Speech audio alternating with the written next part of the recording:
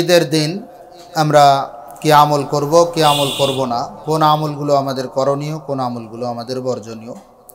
ঈদের দিন আমরা একেবারে সকাল সকাল ঘুম থেকে উঠব, ফজরের নামাজ আদায় করব এবং ফজরের পরেই আমরা ঈদের নামাজের জন্য প্রস্তুতি আরম্ভ করব।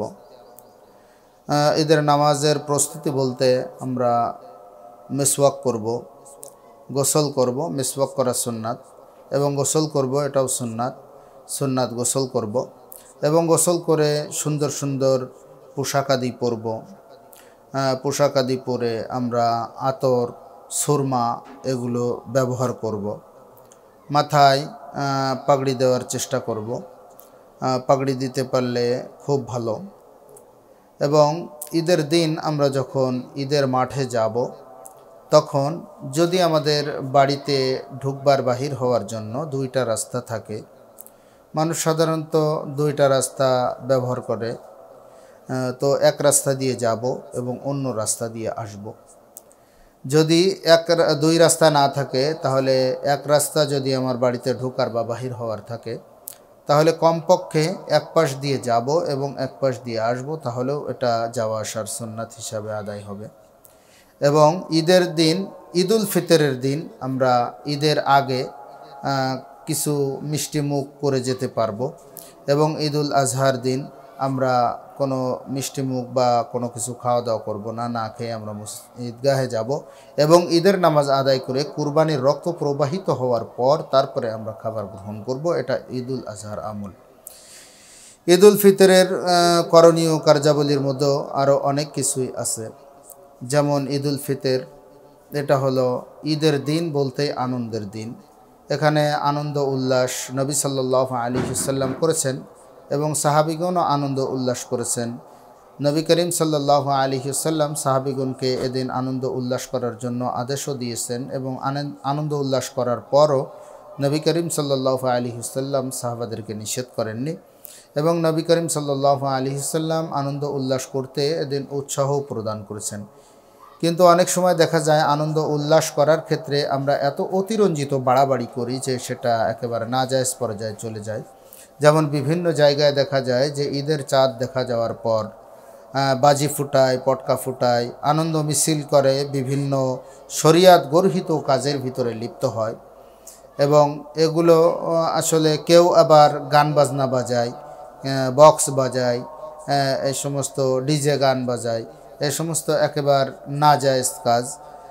যারা বাজি ফুটায় বা পটকা ফুটায় এগুলো সম্পূর্ণ নাজায়েজ। আবার কেউ কেউ দেখা যায় যে রং মাখামাখি করে ঈদের আগের দিন বা ঈদের দিন, এ সময় বিবাহের মতন রং মাখামাখি করে। এটা হিন্দুয়ানি প্রথায়, যেমন হিন্দুরা হোলিতে রং ব্যবহার করে, তেমনভাবে মুসলমানরা এই ঈদের দিন, শবে বরাতের দিন বিভিন্ন কোনো আচার অনুষ্ঠান আসলে সেদিনও তারা রং ব্যবহার করে। এগুলোও সম্পূর্ণ নাজায়েজ। এর জন্য এই সমস্ত বর্জনীয় কাজ থেকে আমাদেরকে বেঁচে থাকা উচিত। এবং সাধারণত দেখা যায় আলেম উলামাদের ভিতরে, সাধারণত যারা তাবলিগি বা বিভিন্ন আলেম উলামাদের সঙ্গে সম্পৃক্ত লোকজন আছেন, তাদের অনেক সময় দেখা যায় অন্য অন্য দিনের ভিতরে নাজায়েজ কাজের ভিতরে যায় না, গর্হিত কাজের ভিতরে যায় না, কিন্তু এই দিনের ভিতরে অনেক গর্হিত কাজের ভিতরে ইচ্ছায় অনিচ্ছায় চলে যায়।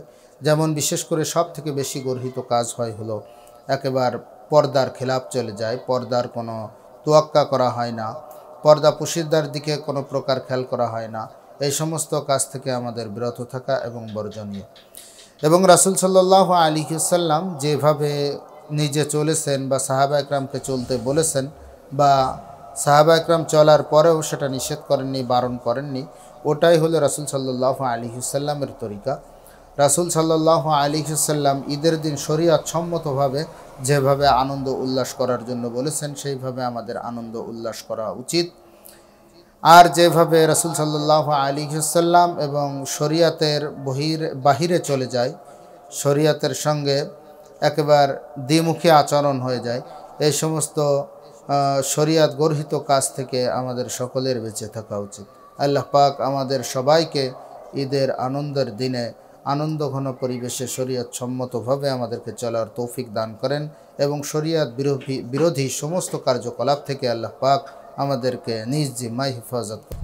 ঈদের দিন রোজা রাখা যাবে কিনা? ঈদের দিন, উভয় ঈদের দিন, ঈদুল ফিতর এবং ঈদুল আজহা, দুই ঈদেই ঈদের দিন রোজা থাকা হারাম। আল্লাহ তাআলা বছরে 5 দিন রোজা থাকাকে হারাম করেছেন। দুই ঈদের দিন এবং তাকবীরে তাশরিক পড়তে হয় যে 3 দিন, অর্থাৎ ঈদুল আজহার পর যে 3 দিন জিলহজ মাসের 11, 12, 13, এই 3 দিনেও রোজা থাকা হারাম। মোট 5 দিন, জিলহজ মাসের 10 তারিখ, 11, 12, 13 এই 4 দিন এবং শাওয়ালের 1 তারিখে রোজা থাকা হারাম। এর জন্য অনেকেই আছে অতি উৎসাহী হয়ে যে চিন্তা করে যে রোজা থাকা অনেক সওয়াবের কাজ, আল্লাহ তাআলা রোজার ভিতরে অনেক ফজিলত রাখছেন। এর জন্য আমি এমন আল্লাহওয়ালা যে ধরছে, বেশি বুঝছে ইসলামকে, যে মনে করলো যে ঈদের দিনও আমি রোজা কামাই করব না, আমি ঈদের দিনও রোজা থাকব।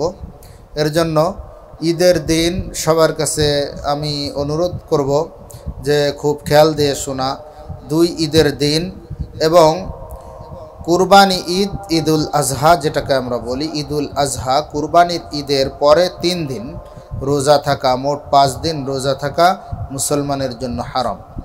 এর জন্য এই 5 দিন রোজা থাকার থেকে আমরা বিরত হই। শাওয়ালের 6 রোজা রাখবো কি রাখবো না? শাওয়ালের 6 রোজা রাখা অত্যন্ত ফজিলতপূর্ণ রোজা। রাসূল করিম সাল্লাল্লাহু আলাইহি ওয়াসাল্লাম বলেছেন যে শাওয়াল মাসে 6টি রোজা রাখা কা সিয়ামিদ দাহর, 1 বছর রোজা রাখার সমান। 1 বছর ধারাবাহিকভাবে রোজা থাকলে যে সওয়াব হয়, শাওয়ালের মাত্র 6টি রোজা থাকলে সেই পরিমাণ সওয়াব হয়।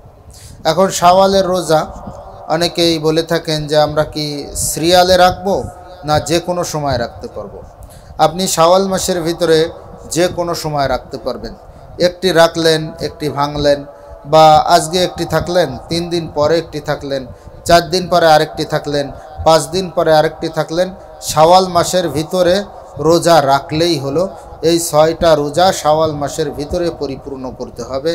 রাসূল করিম সাল্লাল্লাহু আলাইহি ওয়াসাল্লাম তার জীবদ্দশায় রেখেছেন এবং সাহাবা একরামও রেখেছেন এবং তাবেঈ সমস্ত আইম্মায়ে কেরাম, মুস্তাহিদ সবার থেকে প্রমাণিত যে শাওয়ালের 6টি রোজা সবাই রেখেছেন এবং আল্লাহ তাআলা এর ভিতরে অনেক ফজিলত রেখেছেন। আমরাও সবাই চেষ্টা করি যে শাওয়াল মাসের 6 রোজা রাখার জন্য। আল্লাহ তাআলা আমাদের সবাইকে তৌফিক দান করেন।